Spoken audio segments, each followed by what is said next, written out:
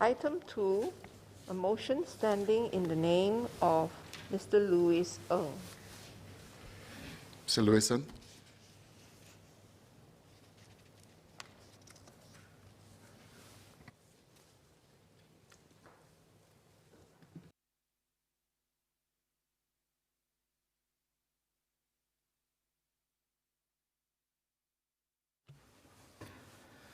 Mr. Speaker, on behalf of the Government Parliamentary Committee for Sustainability and the Environment, I beg to move that this House calls on the government, in partnership with the private sector and the people of Singapore, to deepen and accelerate efforts to mitigate and adapt to climate change and to embrace sustainability in the development of Singapore.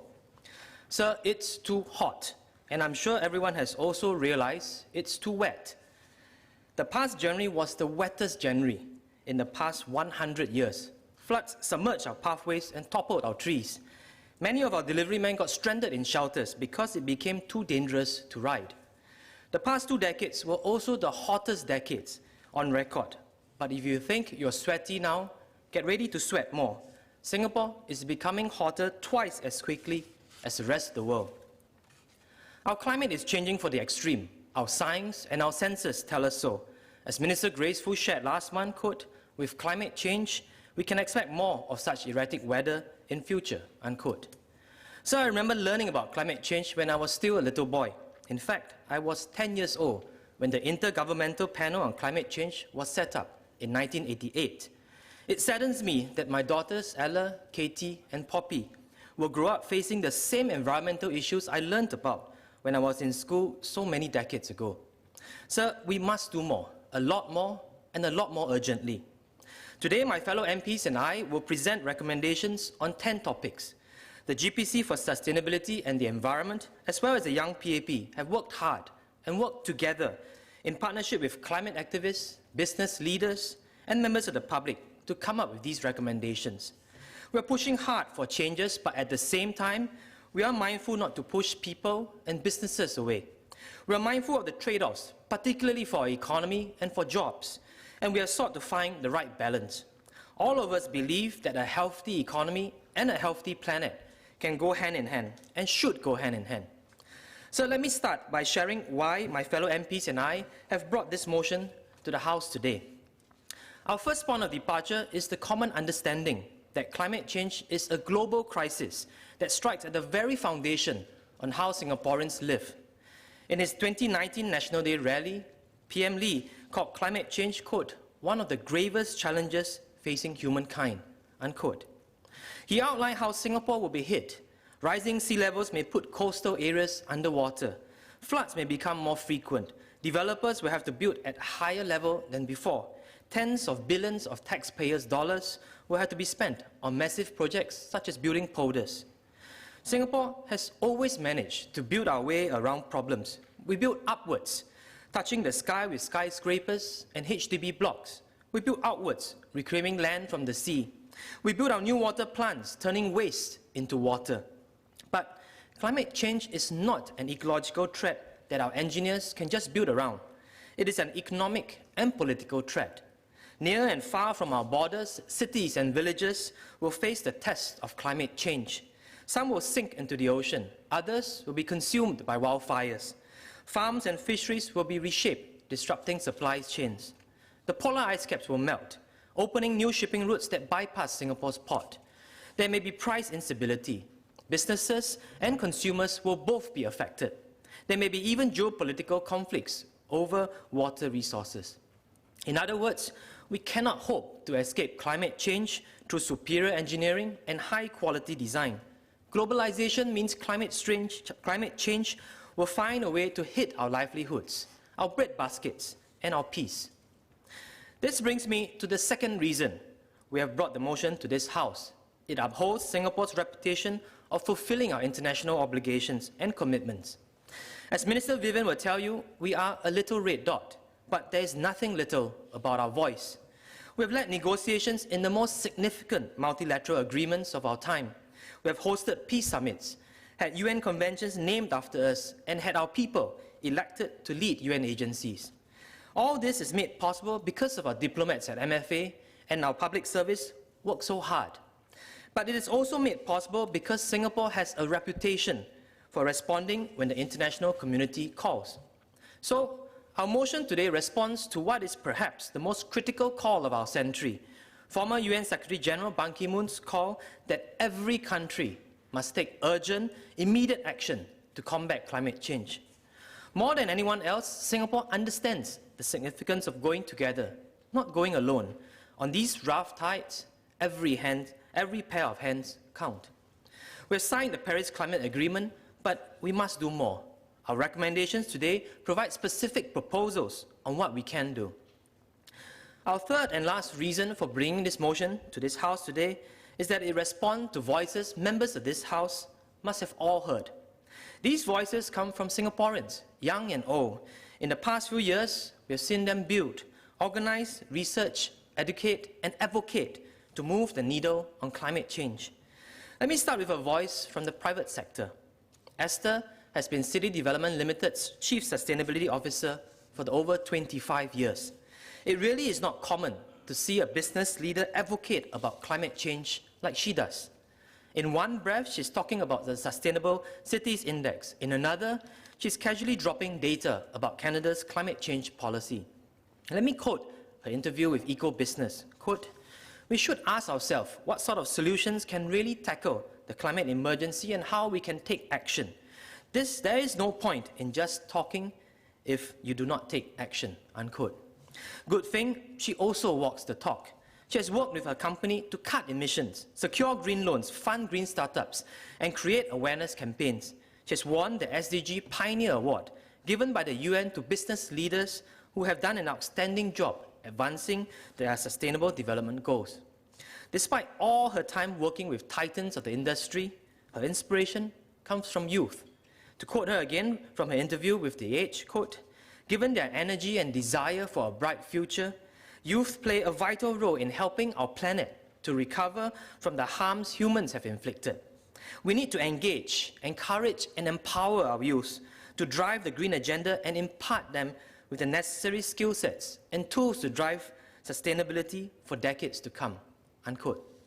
I could not agree with her more about youth being the future. I've spoken with many of them in the past few years and decades. Let me share a few of the personal stories they have shared with me. Xiang Tian is a young man studying at the Singapore Institute of Technology. You may have seen him holding a microphone and giving a heartfelt speech at the Singapore Climate Rally in 2019. But his passion for the environment goes much further back. It started in kindergarten, when NEA gave out a green package to his class. His memory is vivid. It was 3 books and 1 music CD, instructing him on how Singapore will pile up with trash if he didn't reduce, reuse, recycle. And so he did. But that wasn't enough. He learned, as we all do, that big problems require big solutions. So he started studying engineering with an eye on finding solutions. He connected with other passionate people. He founded Lepak SG, which consolidates environmental events in a single calendar. Lepak means relax, but he is nothing but hard work. In fact, what he finds energizing is that the climate change community are the kind of people who, like him, are happy to volunteer their Friday nights and weekends, discussing problems, researching solutions, gathering feedback, and reaching out to public agencies. "No one is Superman," he told me. "We cannot save the world by ourselves, but we can move others and we can change systems." And that's exactly what he's doing. And as many of us know, he's doing this while infamously always wearing his slippers. Like San Tian, Lastrina found a connection with the environment at a young age. Her dad comes from Pulau Sekejang, Pelepah, or what some of you may know as Lazarus Island. Growing up around sea captains and divers, she gained a natural appreciation for the environment. But almost 10 years ago, she heard what the experts were saying about climate change. Quote, "Something worrying was happening," unquote. She said, "It was time to graduate from appreciating the environment to helping it." And so in 2015, she started the Singapore Youth for Climate Action with some friends. She understands instinctively how powerless other youth feel in today's world. The solution, she says, is to shine the light on what they can do. Speak up, organize, collaborate, build a movement, talk to decision makers. Everyone has a role to play. Her message is one of empowerment, and Singapore is lucky to have her.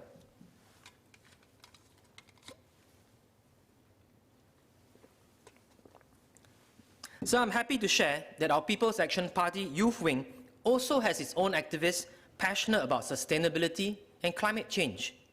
For Wei San from our Young PAP or YP, sustainability has a lot to do with changing people's mindsets. She has first-hand experience with this. Running a business that designs gifts, she found that clients would almost always opt for plastic packaging, even when she recommended greener alternatives. Hard to change people's mind, she says. It is a challenge, but it's one we can't shy away from. That's why the many public consultations organized by Wei San and her passionate teammates at YP brought industry experts and climate change activists to the same table. Each party gets a chance to persuade and be persuaded. Good policy, she says, must balance the viewpoints of different groups. Wei San is also a mother of 2 young children. We are used to seeing their faces during our many Zoom calls. These little ones fuel her passion for sustainability. Quote, "I want the world to be better for them in 10, 20 years, not worse," unquote, she says. Like Wei San, Cynthia's passion is informed by her work. Having worked for over 10 years in the maritime sector, an industry at the heart of global business, she recalls that MNCs were working on sustainability even before it became a buzzword in Singapore. That's why she believes good climate policy must be pragmatic. Of course, it must reduce emissions, and of course, it must ensure the welfare of Singaporeans. But the path to that outcome should involve working with the private sector, acknowledge their concerns, help them find alternatives. They have the capacity to change, and we all benefit if we help them to do so. That's why Cynthia and her passionate team of activists at the YP Climate Change Policy Team envision such an important role for businesses in their position papers. But business aside, climate change is for Cynthia about responsibility. Quote, "We have treated the earth badly," unquote, she says.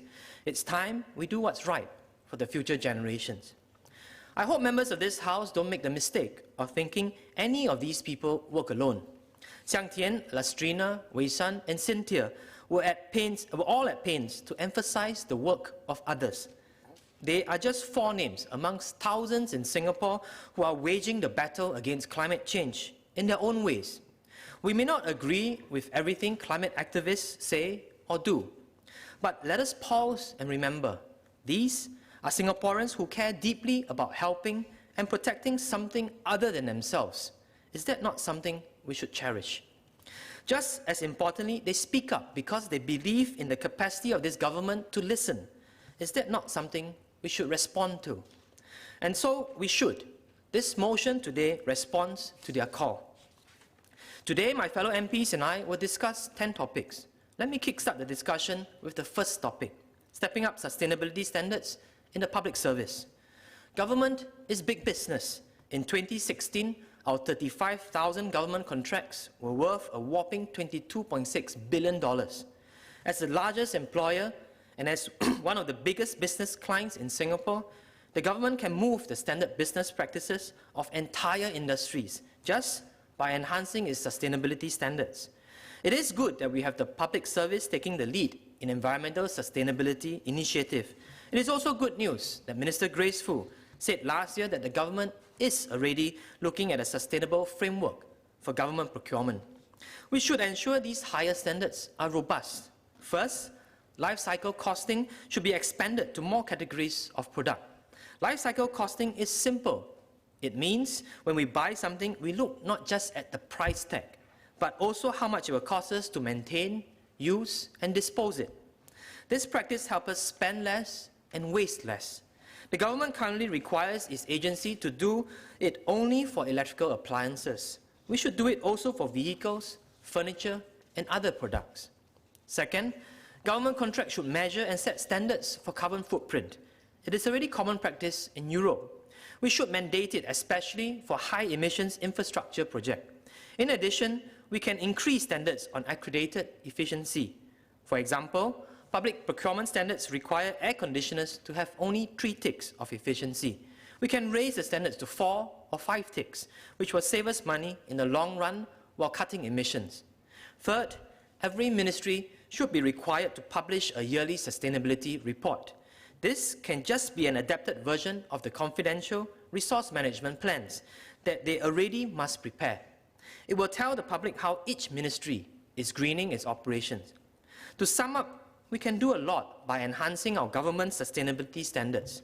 I will also note that many of our government contractors also service other clients. When we tighten our sustainability requirements, it can spark process improvements across the supply chain, creating a multiplied effect.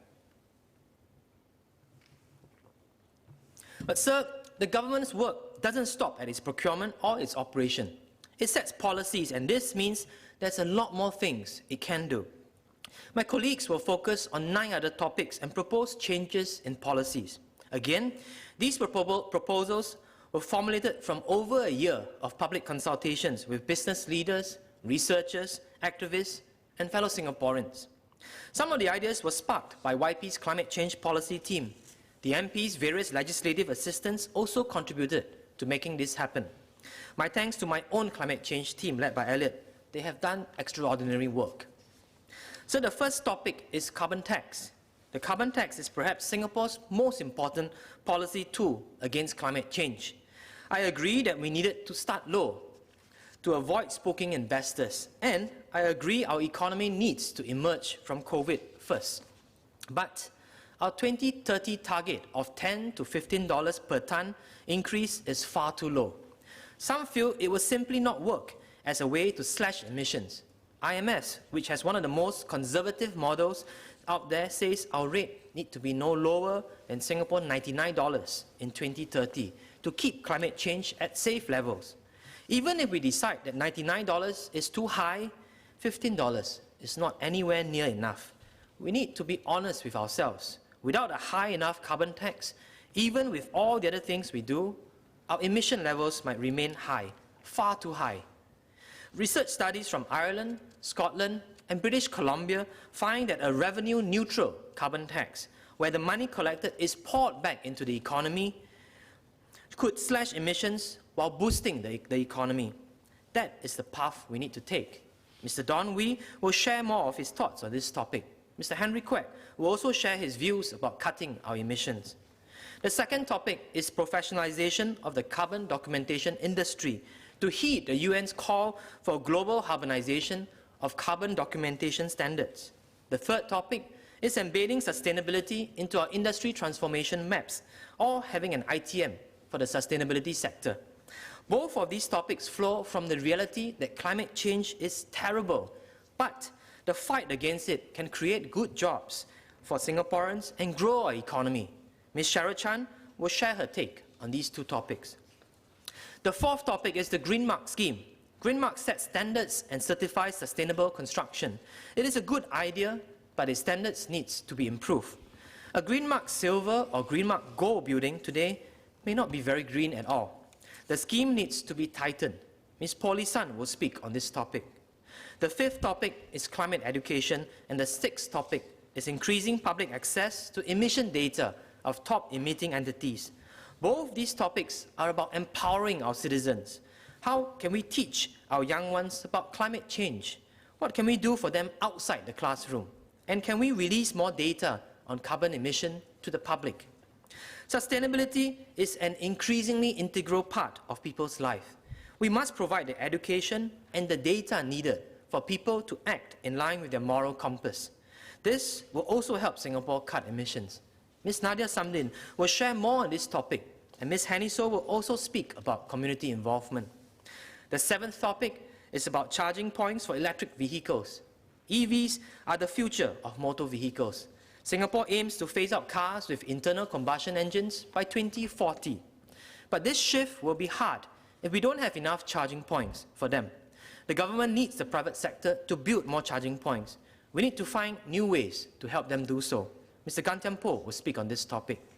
Mr. Gan will also speak on the eighth topic, data sharing mechanism. The world of business competition is a treacherous place, but robust data sharing frameworks can help provide the trust needed for industry players to share data, become more efficient, and reduce emission. The ninth topic is climate defense. Total defense has 6 pillars. It is time to add climate defense as the 7th pillar to reflect how climate change is an existential threat for Singapore. Mr. Seah Keng Peng is passionate about this topic and will discuss this in his speech. Beyond the 10 topics, we're also concerned about our forests in Singapore. Recently, the government shared an environmental baseline study carried out by HDB to guide future plans to the Dover, or I should correct it now, Ulu Pandan Forest. I thank HDB for consulting nature groups on the findings and also publishing the study online to seek further views. I thank Minister for his comprehensive reply during question time earlier. Many Singaporeans have spoken up. I share their concerns, and I too hope that the Ulu Pandan Forest and other forests like the Clementi Forest will be protected. I believe we can work together to find a middle ground and embrace sustainability in the development of Singapore. Sir, our forests are carbon sinks. They are our vanguard in our fight against climate change. In fact, because we have cut down so much forest in recent years, Singapore's land now emits more carbon than it absorbs. It is needless to say that forests are also sites of great irreplaceable biodiversity. The importance of biodiversity in forests is why I amended the Wild Animals and Birds Act through a private member's bill last year. We included a new Section 10 that empowers the Director General Wildlife Management to issue directions to developers to carry out wildlife-related measures to safeguard wildlife, public health, or safety, or the health of ecosystem. This was meant to give our EIA reports more teeth. It also allows wildlife-related conditions in our EIA reports to be formally issued as directions. Developers must comply, or they may be punished by $50,000 fines or 6 months imprisonment. Sir, I am glad that there is good news in that we are protecting more green spaces that were previously not protected.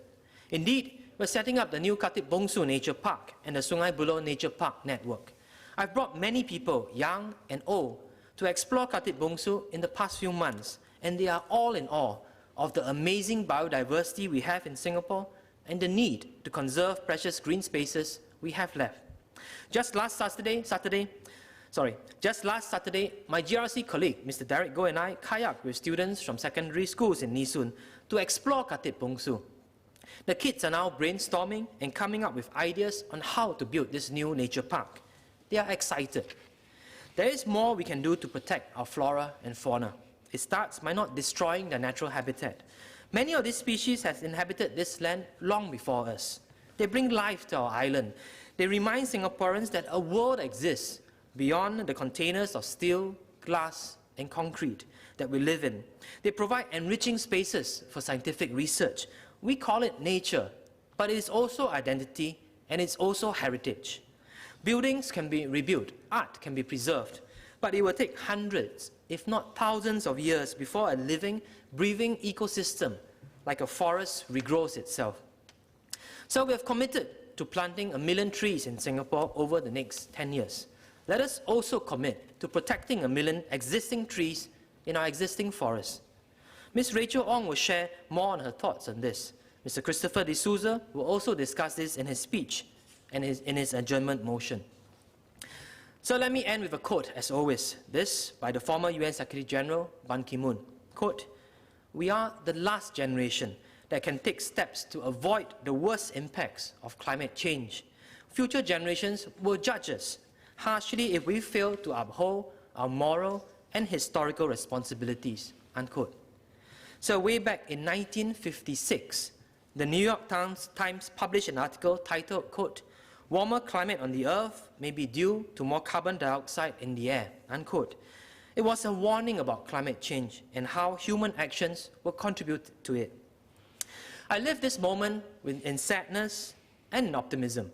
Sadness because we are somehow fighting the same battle that our forefathers fought decades ago, but also optimism because we are now much clearer about what we can do. Optimism because Singaporeans, more than ever before, are speaking up and taking action. The government is listening and has done a great deal. We're spending more than $1 billion in our carbon tax and revenue for the next 5 years to help our industries become more efficient. We're building solar panels on our flats reservoirs, ports, and even air bases to increase our use of renewable energy. We're making aggressive plans to replace conventional vehicles with EVs and hybrids to cut transport emissions. We're facilitating green loans and green bonds to help green businesses grow. We're making big bets on carbon capture, hydrogen, and other aspects of climate science as part of a massive $25 billion research blueprint. We are doing a lot, but still, we need to do more. Let us deepen and accelerate our climate change efforts. Let us slash our emissions while building new industries and creating new jobs. Let us commit to 2050 as a target year for net zero emissions, so we catch up to the many countries we often compare ourselves to, such as Korea and Japan. So 3 years ago, I was in London for a conference. I listened to His Royal Highness Prince William as he delivered a passionate speech that has stuck with me all these years. He shared about how he had just returned from a visit to Namibia, Tanzania, and Kenya, and how some of the rhinos he saw was under such threat that they had more bodyguards than he had. He said, quote, "It is heartbreaking to think that by the time my children, George, Charlotte, and Louis, are in their 20s, elephants, rhinos, and tigers might well be extinct in the wild. I, for one, am not willing to look my children in the eye and say that we were the generation to let this happen under our watch," unquote. In the same vein, sir, let us also not, in our twilight years, have to look our children in the eye and tell them we saw climate change coming and did not do all that we could to avert this climate crisis. There is more work to be done. I hope our government will continue working with the private sector, with our activists, with all Singaporeans to do it. I'm confident that by working together, we will win this battle against climate change. Sir, I beg to move.